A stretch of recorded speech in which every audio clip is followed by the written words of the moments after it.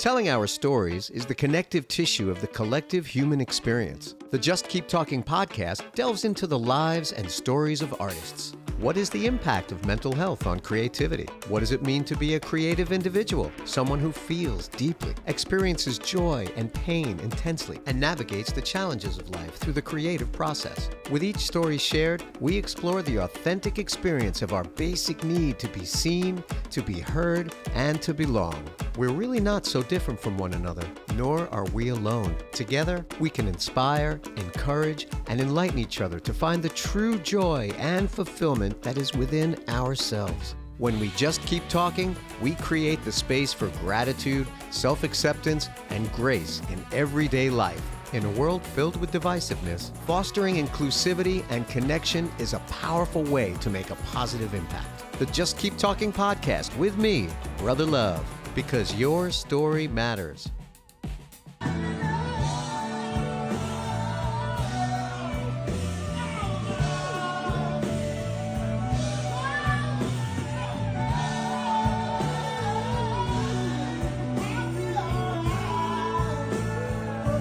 Hello and welcome to the Just Keep Talking podcast with me, Brother Love. Your story matters so much to me and I so enjoy sharing these stories. Today I am with Alexis Saski. Hello! Hi! Oh my goodness, thank you for having me in your home. It's my pleasure. Your home is just down the street from my home. Sure is. Which is so awesome. I could have walked here, but I had some gear.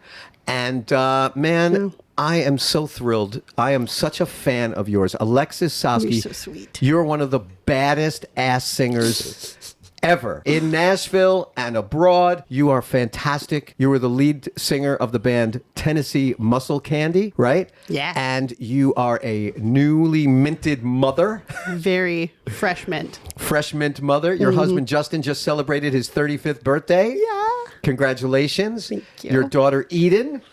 Yes. Is how old? She is 11 months old. She's going to be 1 on June 2nd, which is insane. I cry about it. June 2nd? Yeah. 1. Mm-hmm. Why do you cry about it? Because it's like this thing where you constantly are mourning each version of your child. And like within the first year, there are so many versions of your baby. Really? And then when you're, you cross that 1 year thing, she's no longer like technically like an infant. So it's just like, oh my God, I'm never going to see this form of my baby again. Wow. So it's like I can't just be like 7 months, it's like a year. Wow. Yeah. We saw each other. You were at the park playing. Yes.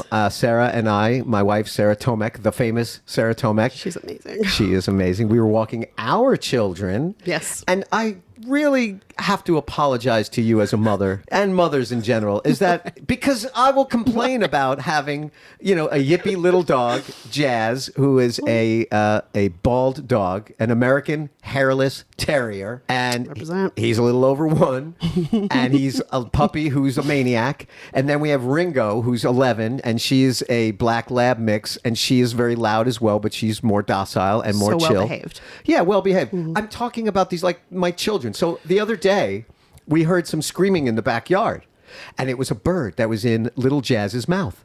What? And it was one of the birds that my wife, Sarah, saved. So we had a little nest in the ferns. We have ferns. It's springtime. Fern nest? Yes, it was a fern nest. So we did everything we could to make sure that these little eggs were taken care of. The storms came last week. We protected the ferns with the eggs in there. We didn't want the mom and dad to get pissed off at us and leave their babies because humans were getting involved.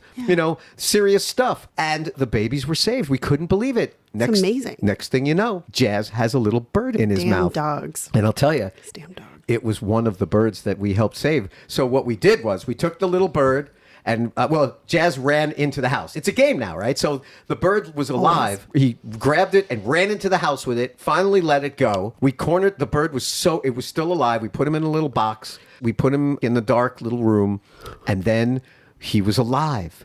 He's still alive. So we took him to Walden's Puddle. There's a place called Walden's Puddle. It just sounds amazing. In Jolton, Tennessee. Oh, I love Jolton. A refuge for all kinds of animals. And we went up there and we were in the forest in a beautiful place in Walden's Puddle. Oh. They took the little birdie in and I think he's okay. Do they open doors to let just people kind of like peruse like recovering animals, or is it like that kind of a place? I don't know. They say appointment only, Okay. but they didn't get back to us, and we were there, so we walked in. Hey, I love that. I'm always looking for new places to take Eden for, field trips. I think it's a perfect place. I mean, it's just because you're in the forest and it's beautiful. It's amazing. But my point is that I complain about these dogs. And how dare me? How dare I? Because you have an actual baby child. Where do I get the nerve?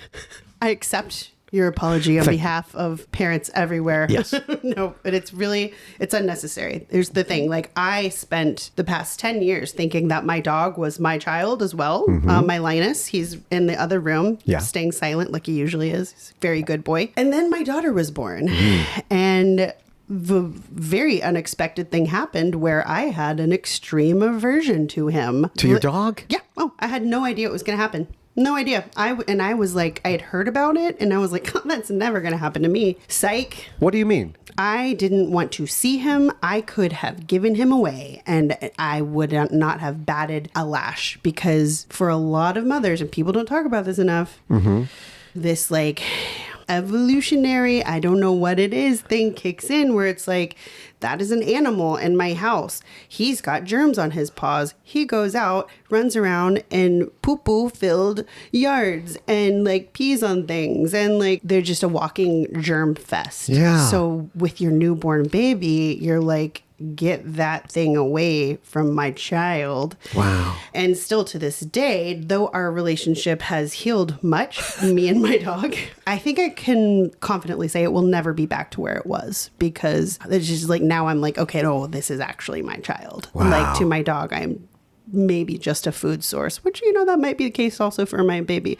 But she's like my child, and I'm obsessed with her. I mean, I was a dog mom. Yeah. So for me to go through this, it's like, it can happen to anyone. So like, people out there who are like, oh, well, it'll never happen to me. Look at me. Did your dog know? Did your dog feel it? Because of course they feel. He's kind of stupid.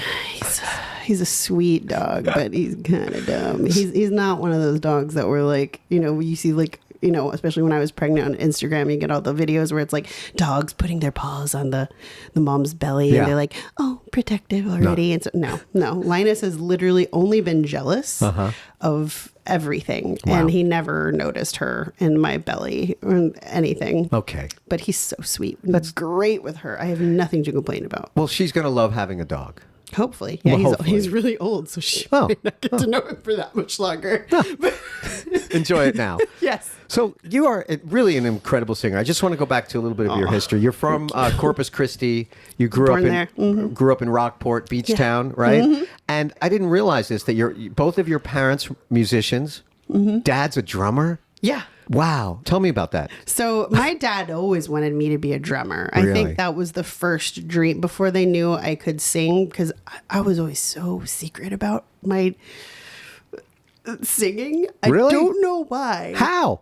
I would just do it in private, or like this only child stuff right here. You can keep things like this secret. Mm-hmm. And I just didn't sing in front of people, really. But anyway, my dad tried to make me a drummer. He would always give me like, even just like a pencil and an empty can and be like, here, tap this out. And I've 100% have my dad to thank for any rhythm I might have, or at least like knowing how to express it with a drum and percussion stuff. And I remember him buying me like, those like electric drum kits and things that they have for kids. And I loved it. Honestly, It was great. I wish I still had my electric drum set. I will never be in the realm of Sarah Tomek or really any professional drummer, but it's really fun to just do. I miss it a lot. Yeah, but being a rhythmical person is so helpful when it comes to singing. Anything. Yeah, I don't really play drums professionally. I don't, much anymore at all, because you're a great percussionist. Thank you. Yeah. And I'm married to such a great drummer. That's the distinction is people go, oh, you're a great drummer. I'm like, nah, I play drums. My wife is a drummer, right? I love that distinction. Right? I play drums. My wife is a drummer. But my vocal abilities, I'm better at being a rhythmical person because of being a drummer. Yeah. And I really do appreciate that so much. And your mom, singer. I feel like I just always wanted to be like my mom. Wow. So I pretty much just copied copy and pasted everything my mom did growing up and then did it. So like my mom was really involved with like musical theater, she, and choir and all that. We did all the same competitions growing up, in like middle school and high school. I even did the same roles as her in some musicals I was in high school. Really? Yeah. I just wanted to be her. Wow. Like, to me, she's one of the most beautiful women I've ever seen. I mean, and she's just the sweetest. She's so classy and like fashionable and like just fabulous. She's a fabulous woman. And so she apparently would like have me on her hips. I recall hearing stories about when she was in Evita, and like had me on stage, at rehearsals and stuff. So I was just always around it, seeing her do it, seeing her sing. She also had a cover band when I was growing up. Wow. That was always at the rehearsals, doing my homework at the rehearsals. And this is in the 90s, so this is good stuff here. Wow. So listening to like No Doubt, Heart, everything from ZZ Top to whatever you can think of being covered by my mom and her band. So she was extremely influential. And my dad would play percussion with that too. He kind of like set aside drum kit drumming after, I want to say, pretty early on in his life, because he played in church growing up, the drums. But my mom, just continued it until I was... And now she's kind of like doing it again. Both of my parents still do musicals. Wow. In their hometown theater. That's so in cool. Rockport. Yeah, Rockport Little Theater. Wow. So how did rock and roll come into your life? Because if I'm not mistaken, I did a little reading on you, and that you were signed to Sony Music in Nashville as a Christian artist? Yeah, I had like a development deal Excuse thing. me? What? You were a Christian artist Yes. in Nashville, Tennessee. Did you start out that way growing up? I mean, you have the rock and roll inside and out. You are rock and roll. If you look it up in Wikipedia, there's your face, Alexis Saski. Rock and roll. You are silly. Well, that is so sweet, because nowadays I'm just a mom at the moment. We'll get to mentally. that. Yeah, we'll get to that stuff. But I want to hear a little bit about the Christian music and all that. No, absolutely. I love talking about this. So Your journey. I did a competition where I got a lot of attention from a lot of A&R and representatives from everyone from like Bad Boy Records to the Atlantic Records and Sony and all these things, even cruise ships, modeling agencies. Where was this? So it was this thing called Talent Rock. Where was it and how old were you? Las Vegas. Oh. I was, I think, 19 or 20, because this was after I had basically got kicked out of college. I did college for a year, had scholarships as a classical vocalist. Wow. Yeah, classical performance. Oh, yeah, that little thing. So I was about that age. Anyways, it was actually a competition that was put on by Lou Pearlman, the infamous Lou Pearlman, who was, I think, either in prison now or still paying a lot of fines and things. The boy bands, boy right? Bands. He was the boy. What was the biggest boy band? NSYNC and Backstreet Boys. Right. He put them together. So this was his creation, this Talent Rock Vegas thing. And it was crazy. But it was one of those things you had to like pay to be in. Some lady was like, hey, Alexis needs to do this. So we did it, and I had like sponsors that helped me pay for it, including the former owner of the New Orleans Saints, who was a member of my church. So I was singing in church at that time. So I was like leading liturgically, the classical, Catholic upbringing that I had. Yeah. So was really the music I was doing. Anyways, so that got me a lot of backers. But yeah, so I got there. I won that competition. Congratulations. Thank you very much. It was cool. I got to be in like Elle magazine, and I won a car. So yeah, and also just all the attention from the A&R reps and stuff like that. I only had like a demo of me recording songs at Selena Quintanilla's studio in Corpus Christi, Q Productions. Wow. With her dad was there, and her original producer Red was there, did it. But it was just me singing cover songs to karaoke tracks. And that was my little demo that I had for the A&R people. Yeah. So these A&R people were like, hey, you need some original music. So I put together a little demo with that. And it was actually Warner Brothers that flew me to New York. Yeah. So they met with me and then hooked me up with more songwriters and producers. And then they were like, hey, while you're in town, there's this man we want you to meet. He's like the manager of all these producers, but he's worked with everyone from Kelly Clarkson to Michael Jackson to Britney Spears, Christina Aguilera. Wow. I mean, anyone you can think of, he has worked with in some form or fashion. He had 2 floors in Madison Square Garden building, like that building there, whatever. Yeah. So it was all very, intimidating for me, this little girl in New York City for the first time, like here to meet with, record labels and stuff. So it was like, ooh, it's exciting. So anyways, met with him, and then he was actually the person that suggested I be a Christian artist. Okay. So I presented him this like R&B record. My rock and roll had not started. I always loved rock and roll, but I didn't think as a girl in the year 2006, I didn't feel that empowered to do that. And I don't think I had the confidence yet. I didn't really until I moved to Nashville, to be honest. Yeah.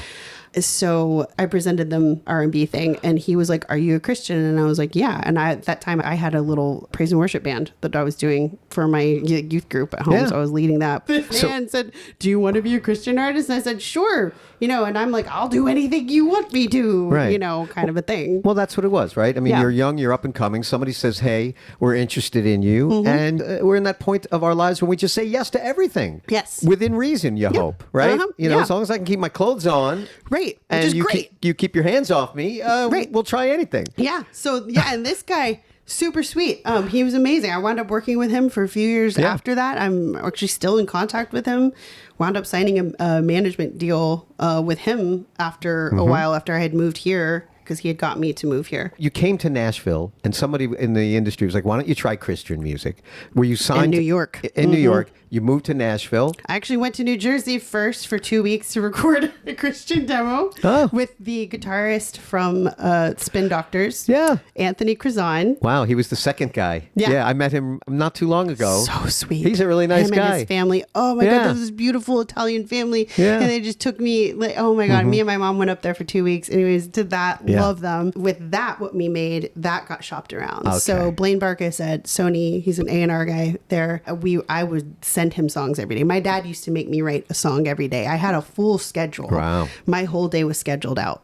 I mean, every minute, every hour. And I had to check off everything every day. It was like I was in like pop star boot camp with my dad. That's pretty amazing. It was pretty amazing. Look, I remember, at the time I was like, "Oh, this just feels abusive and controlling." And now I'm like, "Shit, Dad, can you do that for me again?" Like, I got so much done. Yeah. Yeah. So I need a list, Absolutely. Yeah. So all that got attention. And then Sony started flying me to Nashville, like every few months to write with and meet producers and stuff. There's so many people I have met through it. And now it's just crazy. So many of those people are so hugely connected now, and it's so silly. My whole story is so silly. It's not silly. It's the dance. I moved to Nashville as a drummer in a country rock and roll band. Wow. And Alex and I from Them Vibes, we were from New York. We were her and Kings County. It was a MySpace connection, if you can believe that. This is 2007, 2008. A management company hit up the singer of the band. I wasn't even the drummer in the band. I was Brother Love doing my own thing in New York. The producer, Caleb Sherman, was my friend. I mean, we worked on Brother Love music together. He was putting this project together, and it was called Her and Kings County. Some management company here in Nashville says, "Hey, you guys, we're interested. Come to Nashville if you're interested, and we have a showcase for you at Dan McGinnis," which isn't even there anymore, which is, and mine was at 12th and Porter. We came down, Well, we've had plenty of showcases there at 12th and Porter, but we came to Nashville. The management company, and there was a booking agent. They said, "You guys toured, you play covers, we'll get you working right away." We did the dance. We had a development deal with Sony. We were signed. Oh my God. Signed to Warner Music Nashville.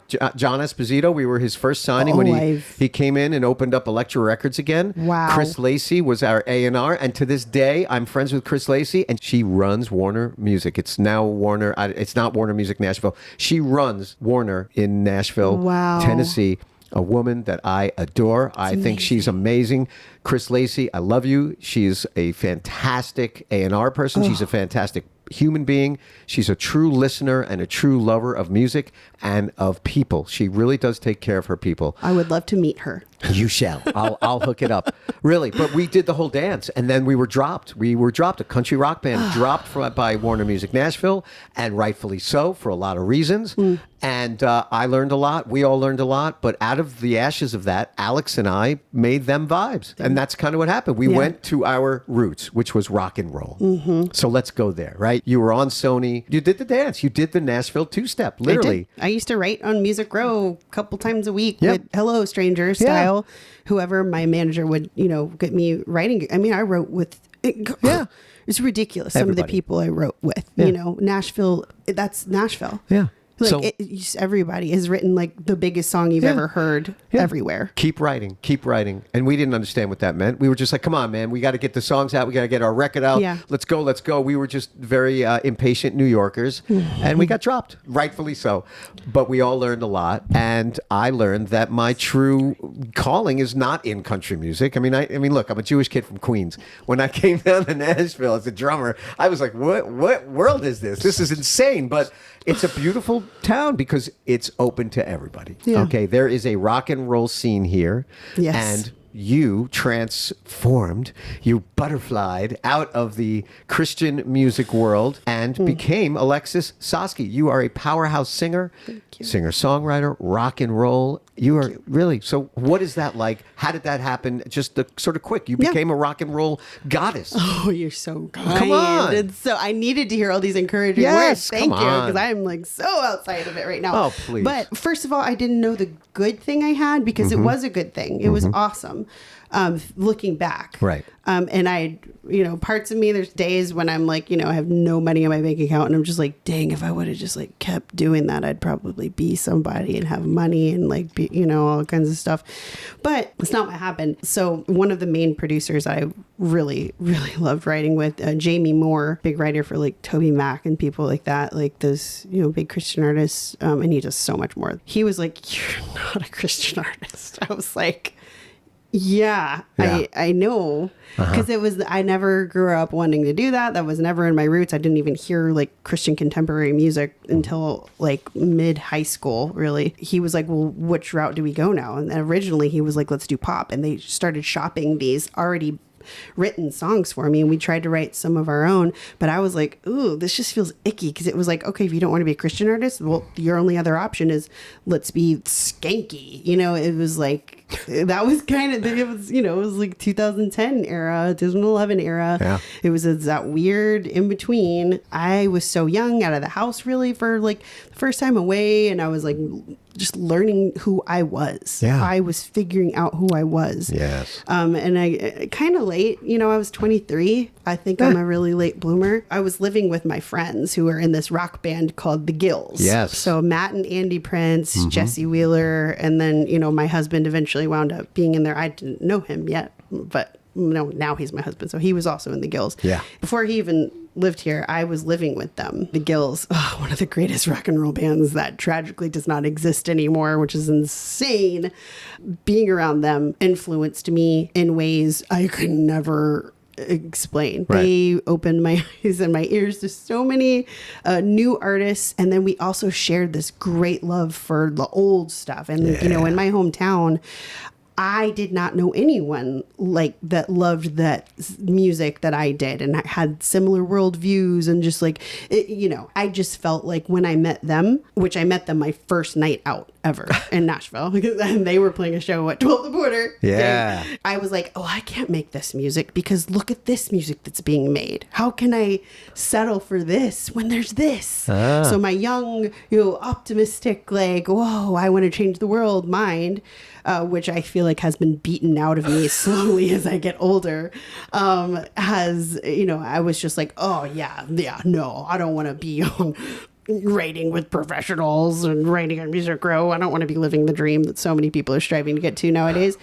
So I literally just stopped showing up to my writers' appointments and things like that. Everything just like, and I started playing music on the streets. I started busking with my roommates, with Matt and Andy Prince. Yeah. And that is where Tennessee Muscle Candy was born. And that is where I became this. That is when the pupa erupted and the rock and roll butterfly came out, and that's where it all started. What was the moment that you knew you were home? Within your own skin, within your own genre of music, in your own hometown now? What was the moment? It was just like a light bulb? Honestly, really, like after our first busking set, it was like, where were you busking? Oh, I can do this on Broadway. When Broadway was not what it is today. You could actually set up. It was literally drums, bass, and vocals. Yeah. I saw some of those videos. Oh, yeah. Yeah, but you're busking on the streets. Look, I've busked on the streets of Paris and New York, and You know, I mean, we get out there and we just do what we can do. Yeah. So what were you singing? What was, and it was... The first song we ever sang on the street was Marvin Gaye, What's Going On. Yeah, and man. that is where it all started. Yeah. And we did that. We did Janice. Can't tell you how many times I sang Take Another Piece of My Heart and Rock and Roll by Led Zeppelin. We did AC/DC. We did Jackson 5. Tell Me Something Good. Shaka Khan. We did everything. Yeah, and it's so effortless to you, and it flows so easily. I mean, you are likened to the Brittany Howard, Amy Winehouse, Tina Turner. I mean, I met Brittany on the street while I was busking. What was that like? It was amazing because I was obsessed with her. And yeah, it was the night before they did their first Live on the Green thing, and they were eating inside the restaurant that we were playing out of. Outside of Merchants, and they saw us and heard us. She came out and she was like, "Whoa," it was very complimentary, and then invited us to Robert's Western World to go hang out with her. And So that wasn't just Britney solo. That was the whole band. Wow. Whole Alabama Shakes. The Alabama Shakes. That's amazing. She's iconic. She is. I love her. Oh my gosh, that's so cool. I want to quote something here from Medium magazine article written by David Deal. It says, "This is you." Quote. Alexis Saski, "When I'm on stage, I feel like I'm literally riding a wave of energy, and I just follow it. Everything you see on stage, my confidence and my attitude came from playing in the streets of Nashville. It's weird that I had to leave a major label to find that. I had the freaking dream. I had what everybody wanted, but I was not happy at all." Yeah. That's amazing. Yeah, it's true. Yeah, you found your own voice. You found yourself. Tennessee Muscle Candy is sort of an amalgamation, right? Like Them Vibes is a similar deal. We have people in and out of the band that have other bands and other projects, but like Ricky Dover Jr., the guitar player who's playing with Grace Potter now. Who I also met at Robert's Western World. Wow. I mean, yeah. Matthew Page from, at the time it was the Blackfoot Gypsies, now the band DOG. I love that. Me too. I mean, Ricky also played for them for a long time too. Yeah. Yeah. I mean, you're a part of the fabric. You were and are, but back then we were just thinking, hey, is there rock and roll here? And we were doing it at the same time. We just didn't know each other. Isn't that crazy? Yeah. That is wild to me. I knew of you. Yeah, same. And then we met and we did a show together at Dirty Little Secret, if I'm not mistaken, right? We had Them Vibes had this cool residency. Dirty Little Secret is like a speakeasy, sexy bar on Printer's Alley. It's part of the Dream Hotel. And before COVID, we were doing a monthly series. Right before. And it was because the last gig we ever did, there was nobody there. February or something. And we were like, why is nobody here? And it was like the next day the world shut down. Yep. We thought it was us. It wasn't us. It wasn't us. But Tennessee Muscle Candy, you guys played and you melted faces. All you do is rock and melt faces, and you put out some original stuff. You work with Reno Bo. Yes. I wouldn't be Tennessee Muscle Candy without him. I owe him so much. He's amazing. He's incredible. He's such a talent. He's a writer, co-producer. You did Walk That Walk. That was you two, and Give It to Me, right? Those two singles? Yeah. We also wrote my song Lights On and Paper Doll together. Yeah. Yeah. So we did so much. I will never be able to give him all the proper thanks and respect for everything. He just created this very comfortable space for me to feel good about writing, because I've never considered myself I'm a songwriter. Right. I write kind of I play drums, but I'm not a drummer. It's hey, I write songs, but I'm not a songwriter. How dare you say that? How dare you? And Walk That Walk is described on the band's Facebook page. I love this. It's a catchy 3-minute jolt of psychedelic garage pop. That's so cool. That really is. And it's a great song. And you're a great writer. The stuff is fantastic. And so really, you're doing all of this. You're rocking, you're rolling. You've done the Nashville two-step. And then you have a baby, right? You get married first. Were you married first? Yeah. Okay. I mean, mazel tov. Yeah, good for you. So you Time. and you have a baby. And this is something that is so huge, obviously. Becoming a mother, but being a musician in Nashville, becoming a mother. The reason why we're here right now today is because you've been on my mind and you've been in my heart, Alexis Saski.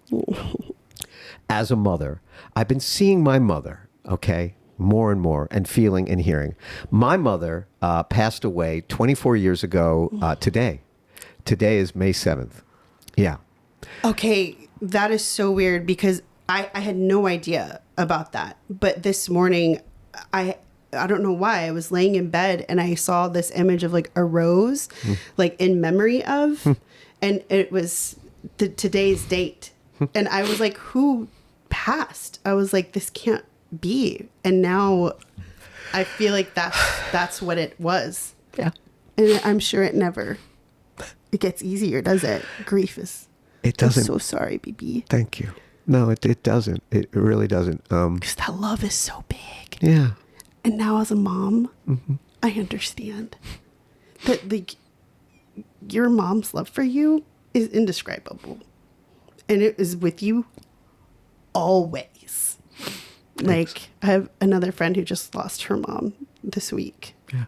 And another friend, two of my friends just lost their fathers this month. And the only like comfort I can give is that now as a parent, like I know how much they love you and how much it never goes away. Yeah. And it's a way they can be with you always. But that is just wild. I saw that this morning and I was like, what? Wow. Thank you. Yeah, absolutely. Thank you. And it's Mother's Day this weekend. It is. And that's, it's never easy. And I admit I never forgot, but I'm remembering more and more and more now because I am in the presence of women that I adore and that I respect and that I work with and that I love. I was on the phone with one Rachel Rodriguez a couple of weeks ago. I just talked to her on the phone yesterday. Rachel Rodriguez is one of the most fantastic singers, songwriters. She is an author. She is an educator. She's been on this show, the Just Keep Talking podcast. She's everything. She's everything and she's everywhere. And she's a mom. She's an amazing mom. And her kids are now getting older to the point where this Latina woman's got to let the kids fly the coop, and she's not going to be very happy about that. That's my terrible Spanish accent from New York. That's my New York, like talking like a Spanish cat, But we were on the phone, and she was talking about seeing you at church, and that if you don't mind me, I'm just going to say, is that you were confiding in her. Yes. Rachel, how do you do it? I'm a mother. I'm a musician. And I'm just paraphrasing the whole thing, which is being a mom in this world today, forget whatever your profession is hard. Yes. But being in the music business here in Nashville or anywhere is hard as well. Yes. And I've been seeing a lot of, like, during the Grammy season, award seasons, there's a lot of things, mothers in music, moms in music, all these wonderful organizations that are really dedicating love and attention to moms, because women in general do not get what you deserve, which is all the praise and all the love. I was raised by my mother. My dad wasn't a good dad. He wasn't around. He's not somebody who ever really showed up as a father, as a parent. He does his thing. He's a successful human being, but not being a parent. Okay? And it's too bad. Yeah, it is too bad. He missed out on a lot. Yeah, and he's, hey, he could change that, but he chooses just not to. It's just not part of who he is. And my mother died young. She died at 57. God. And so I am now drawn to women. My wife is a powerful woman. You, Alexis Saski, are a powerful woman. Rachel Rodriguez was explaining to me that having kids, when she did, she went through moments of just like, will I ever perform again? Who am I? Where am I? And do I have a voice? Will I ever follow my dreams? Will I ever be who I set out to be? All of that stuff. And then she's able to pass along this to you as a new mom. Yeah. How does it feel, in your words, forget me paraphrasing, what it's like to be a new mom when you're just trying to make it? It feels, I don't know. It's like someone just like plucked you from your life and put you in like a globe, like a snow globe or something. And you're kind of just in it and you feels like you're going to be there forever. Yeah. Because everything that was once reachable is no longer reachable. Yeah. I can't just on a whim go, like, hey, let's songwrite or let's, I have this gig. Like literally I'm dealing with that right now. I don't know who is going to watch Eden tomorrow. I have a rehearsal at 3:00. I don't know who's going to watch her. So maybe Justin can get off work. It's Friday night and he's in the service industry. Like so many musicians here are in the service industry because that's one of the only things you can do that are work with your schedule. So it's just stuff like that makes it really hard. And like when when I'm sitting here looking at the future, thinking like, how am I supposed to do this? And just worrying about it and letting the anxiety of it, it can be overwhelming. And when you're in this stage of postpartum, it's hard to override some of these things, because it's like I struggle with wanting to be a great example. And so many people are like, oh, you have to do it for her. Right. First of all, I've already done things with my life. And even if I didn't do any more music, that's okay, because I've got the receipts from what I've done. And I know that if I was her and like if the roles reversed, I'd be proud of me. Yeah. For what I've done already. So I feel like a lot of people need to like settle down with telling moms what to do and like what they have to do. I feel like so many people are just like, they think they're being encouraging, but sometimes it just like puts guilt on us. It's like, wait, so you're saying like if I like don't immediately jump back into this, if like I'm having trouble not being the same person, who I will never be the same person again. Yeah. Like it's just not going to happen. Right. Like I should feel bad about it. Anyways, there's just like so many stigmas around it. So it's like I'm struggling with like, you know, wanting to make her proud and like being a good example of like, you know, you keep going, you keep doing it. But also I am at my absolute end of my candle most of the time. Yeah. Because it is constant. And I have what you call a Velcro baby who does not want me to put her down ever. So she's quiet now. Bless her heart. Daddy's doing a great job keeping her entertained in there. Song and dance. But yeah, I don't know. My identity is completely like smashed to pieces right now. So it's cool like getting to do something like this where I get to like, oh yeah, remind myself that there are these parts of me. Yes. And the way I will revisit them someday, I don't know what that visit is going to be like or how I'm going to get there. But I know that just, you know, nothing is permanent and it's all temporary. So this is temporary. Yeah. What I was getting at earlier is during awards season, all of these organizations, you know, Mothers in Music and other organizations like that, congratulating moms, you know, and they should be congratulated. And it's wonderful. And I know some of these moms, like on the stage, the big thing, right? It's like it's award season and they have these special big events. And they have these moms in music and they're singing their songs, but they're giving their baby to the nanny and then accepting an award for being, you know, a great mom. And I'm not saying you're not a great mom. God bless. If you have a nanny, if you have help, if you have all of these things. Lucky you. I am in your little apartment here in East Nashville. And I know what it's like because I lived in a little apartment in the East Village of New York with a roommate or a girlfriend at times. And just being in a tight little space with a baby, I can't even imagine. I want to give you your props and your love for everything that you do. Look, if you have the ability to have a nanny and you have the ability to have daycare and you have health insurance and you have all of those wonderful things, God bless. But what the heck is going on in this world, right? Because we need to honor you, Alexis Saski. What's it like for you? You know, do you get down? Do you get depressed? How do you keep yourself going? It's a great question. I will say a smile and a giggle from that little girl goes a long way. Yeah, man. A long way. Yeah. But that prayer is a big thing that keeps me going and the hope that I have there. Oh, there she is. She's crying. But you know, you just keep on going. You know, I'd heard mom say this before where it's like, you know, you just do it. Yeah. You just do it. That's right. Because before I was a mom, I was like, how do you just keep going? Yeah. And they're just like, you just do. Yeah. It's like, you just keep going. And it's like inexplainable. And every mom is a superhero. It's like there's this well of energy that we didn't know we have. And it's just, it kicks in for a lot of us. You know, I'm sure it's not there for everyone because postpartum is a wild ride. And it is different for every single mother.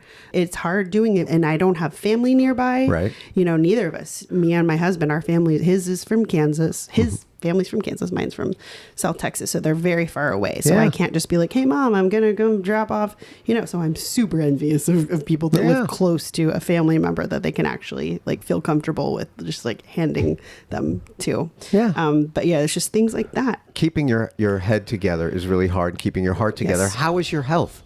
It is not great. Really? I don't think so.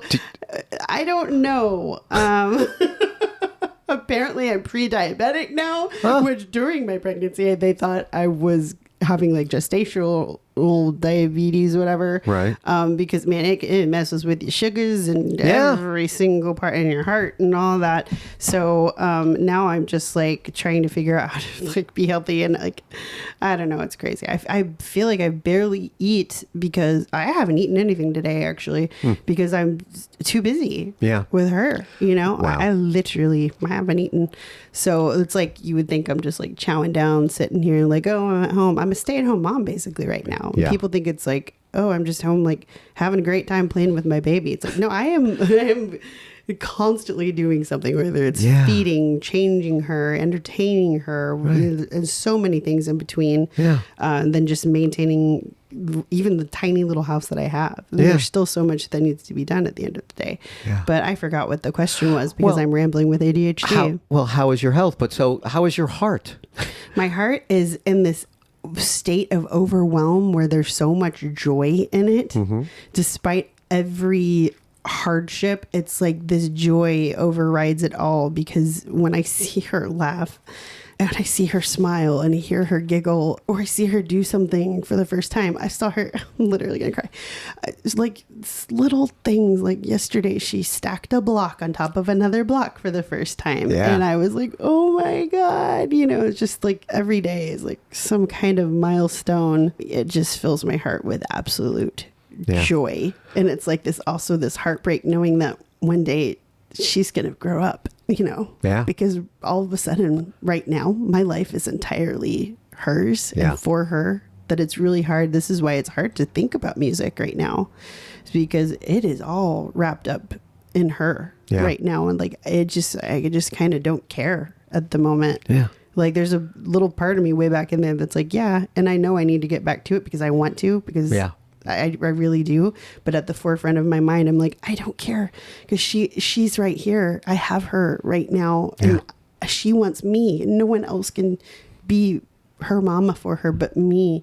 And what a great blessing and gift I have of like being able to be here with her all the time. And it's hard, and it's like, it separates you from your identity previously, but it also is like, oh, it's so awesome. But is it perfect? Absolutely not. But my heart is so full. That's great. If that's what you meant. It is. I was also thinking also just physically, because I do work with the American Heart Association. I've interviewed some folks and I've been involved in some of their events, and I didn't know that heart issues arise during pregnancy at a huge rate. I mean, I finally now know that heart disease is the number one killer of women, period, in the United States. People don't know that. People think old men get heart attacks and that's that. Women have to take care of their hearts. Take care of your hearts, ladies, women, people. So is your heart like okay? My heart's great. Yeah, I had a monitor, and it's still next to my bed. Your little thing with the arm thing, and it's like the automatic thing, like you at the store, you put your thing in, it gives you your thing. Well, that's good. I made sure to stay on top of it. Good. Yeah. I'm glad to hear that. So moving forward, knowing that you have a community around you and knowing people like Rachel Rodriguez, who is now, she's got kids that are teenagers 16. now, right? Yeah. And she's now having a renaissance. She is now becoming a very big powerhouse. She's everywhere. She's everywhere. And how does that make you feel? It makes me so hopeful. Right. Because having a role model like Rachel out there doing it, seeing what she's doing, oh God, she gives back so much to the community. She's so deserving of every recognition that she's ever gotten. I hope she gets a lot more. It's amazing to see her out there doing it and just being happy and like being a light for other people like me around her, because at the end of the day, that is what we are here for, no matter what accolades or Grammys you have, who cares? When's the last time someone was like, oh, look at this Grammy I have. Cool. Look at it. Sit there on the shelf. What's it doing? Like, what are we really doing here? At the end of the day, what really matters is how you affect the community around you. So I feel like she's very inspiring in that way. And her, and, there's so many other women in this community as well. And I feel like seeing a woman like her just radiate. Yeah. Because the opposite's true. Yeah. That you'll walk into a mother's house and she'll show you her Grammy or the Grammy nomination before the baby. I mean, Yeah. that's just where we live. But you're hardworking. You're here. You're doing it. Your husband, you guys are really kicking ass. And you've been on my mind just for months now. I mean, I really, It's awesome. and I speak about you to a lot of people just as like, look, there's people out there like Alexis Saski who are just day in, day out, loving as much as possible. Ram Dass, who's a spiritual teacher, guidance that I appreciate, he always said, love, serve, and remember. And it's not easy to do these things. And sometimes the hardest thing to do is to remember. Because I'm like, what do you remember? Well, it's like remember to remember. Remember to love and to serve. Just to keep loving and to keep serving other than someone that is ourselves. You have now learned to serve your child, to serve as a mother, as a wife, as a family person. Yeah. And that's an amazing thing. And I commend you. I see you and I think you're amazing. Thank you. That's very, very kind. Yeah. Do you have any plans now, like in your dream's eye? Because look, I know you're singing. You're singing this weekend. I know you just sang at Eggy Gorman's wedding, who plays amazing. drums with Them Vibes. I love them. And I love Eggy and Ashley. And They're so I know, so cool. I know you're still doing the thing. You're still playing. You're still performing. Obviously not touring, and you're not at a clip that you know, as busy as you were. But what's something that you're like, you know what? If I could take my toe and dip it in, what would it look like? Just the smallest bit. And again, you know, just really the smallest bit. Oh man, this is hard for me because I don't even. Honestly, like when I said I feel like I'm in a snow globe, it's like it's kind of hard to see past the everything. But where my mind is right now, I love my cover band. Yeah, as cheesy as that sounds, that's great. I want to do so much more with. Yes, it's daunting as an artist, you know, and I'm like trying to look at like what are the realities for me. The reality is no one knows what the reality actually is with like trying to be successful as an artist. Part of me is like, oh, that ship sailed, and then some days I'm like, I could do that, you know. So like, yeah, if I could dip a toe in that and like start singing and performing again, like my own music, I cannot wait to do that. Yeah. But also I want to be close to my baby all the time, so like I would love to just like have an awesome corporate gig with my cover band once a week or once every other week. Yeah. Like why is that such a hard thing to try to like attain? Like it sounds so simple and easy and cheesy, but like it actually is not that easy.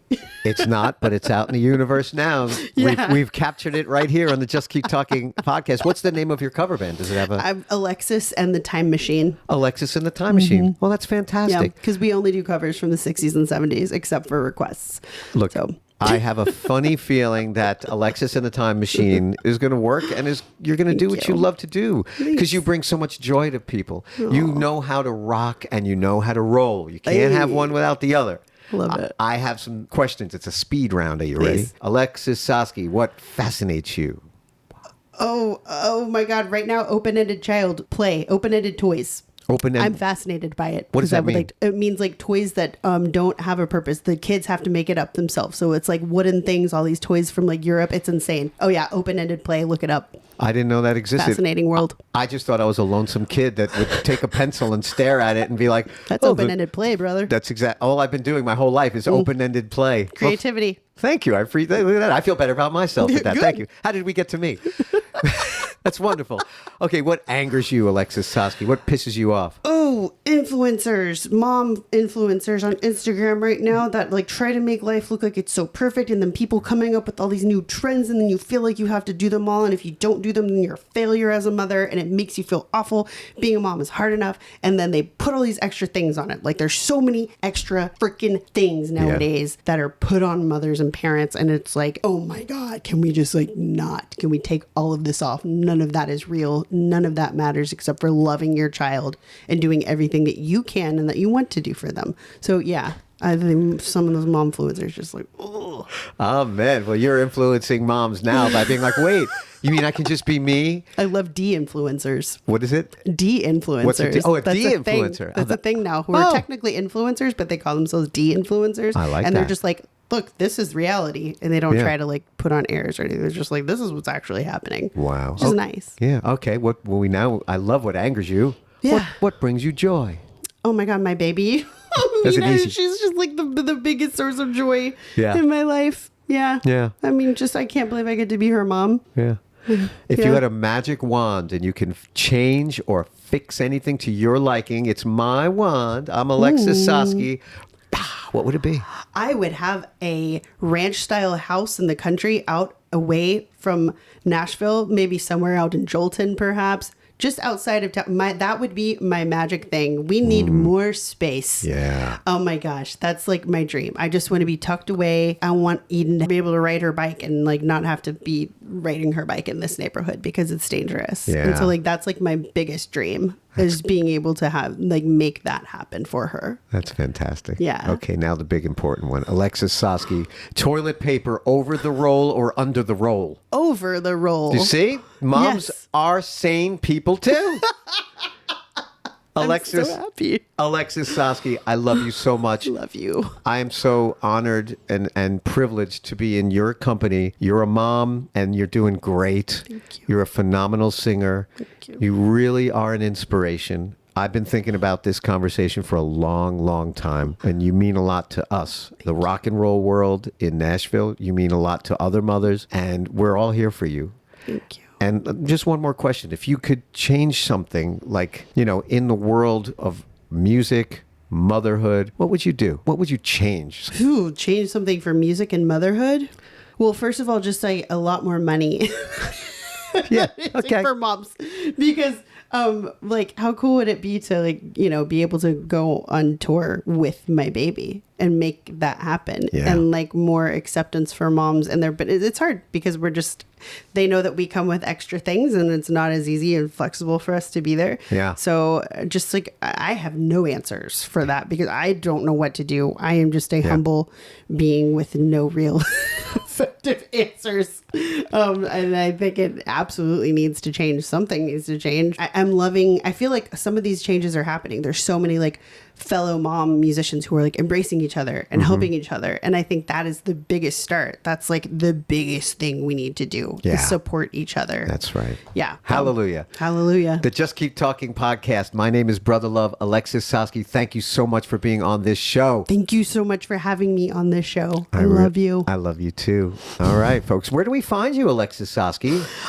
Instagram. All right. You find me there. Alexis. I think it's just Alexis Saski. Oh, have I been saying it wrong the whole time? I think. Saski. I've been saying people say it all kinds of different ways. I don't care. You know, I love that you asked that. I'm so like non-self-promoting that I don't even know what my Instagram hold. I can tell you right now. Go ahead. It's Alexis_Saski. All right. That easy. All right. Thank you so much. This is the Just Keep Talking podcast. My name is Brother Love. Your story really does matter. And thank you for letting me share it. Thank you. Until next time. Bye. Bye. You can personally support this show simply by clicking the tip link in the show notes. The Just Keep Talking podcast is now available on all podcast platforms. Please like, share, and subscribe. Visit our website at justkeeptalking.com, our YouTube channel at Just Keep Talking Podcast, and Instagram at The Just Keep Talking Podcast. We all just want to be seen, to be heard, and to belong. Thank you so much for supporting my mission and the Just Keep Talking Podcast with me, Brother Love, because your story matters.